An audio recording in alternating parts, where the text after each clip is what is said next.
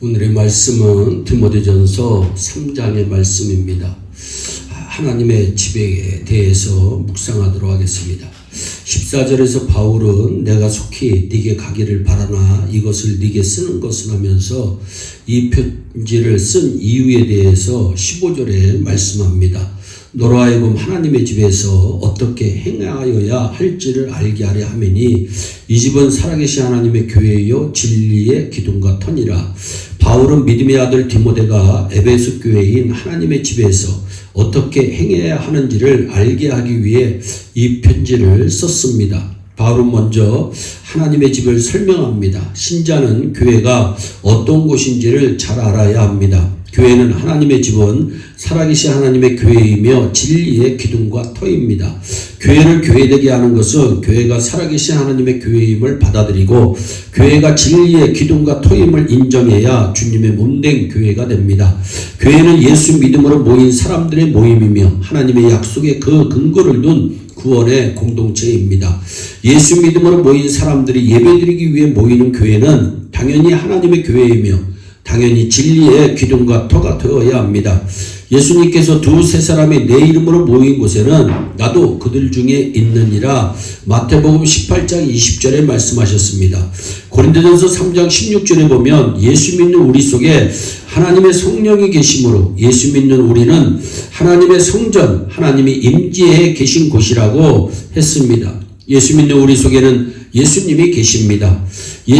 우리 속에는 또한 성령님이 계십니다. 그래서 예수님은 우리를 하나님의 성전이라고 하신 것입니다. 그러므로 보이는 교회이든 보이지 않는 교회이든 교회는 하나님의 교회가 되게 해야 하고 예배는 하나님께 예배하는 예배가 되어야 합니다.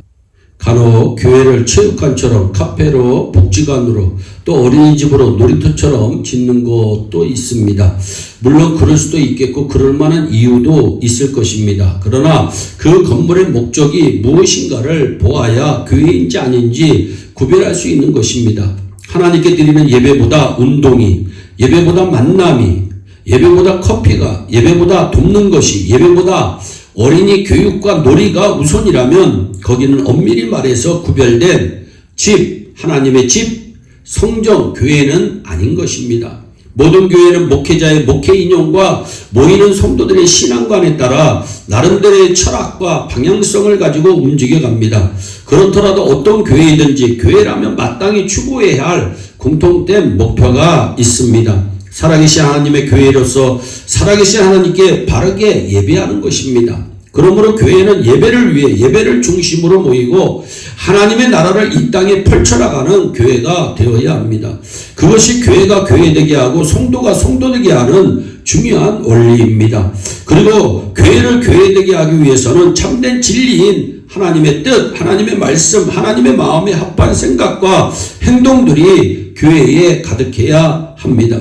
아직도 세계 각국에서 자기 나라를 대표하는 미인을 뽑는 대회가 열립니다. 미인대회는 말 그대로 아름다운 여인을 뽑는 대회입니다. 그렇다면 가장 아름다운 사람 1등은 미스코리아 미여야 합니다. 그러나 미스코리아 대회에 상 받는 순위는 미진선이 아니라 진선미로 정합니다. 미인에게 가장 중요한 것은 아름다움이 아니라 참된 것, 진실한 것임을 뜻하고 있습니다. 진짜냐 가짜냐가 중요합니다.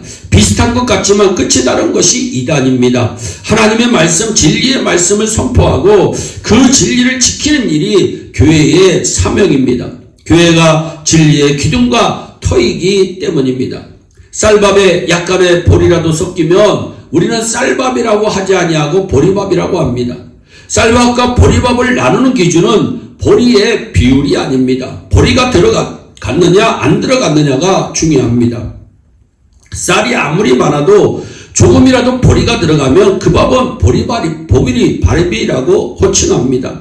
진짜의 다른 것이 조금만 섞여도 가짜가 되는 것입니다. 그러므로 교회가 진짜 교회가 되기 위해서는 교회를 찾는 우리의 목적과 이유에 다른 것이 섞이면 안 됩니다. 우리는 하나님의 말씀에 귀를 기울여야 합니다.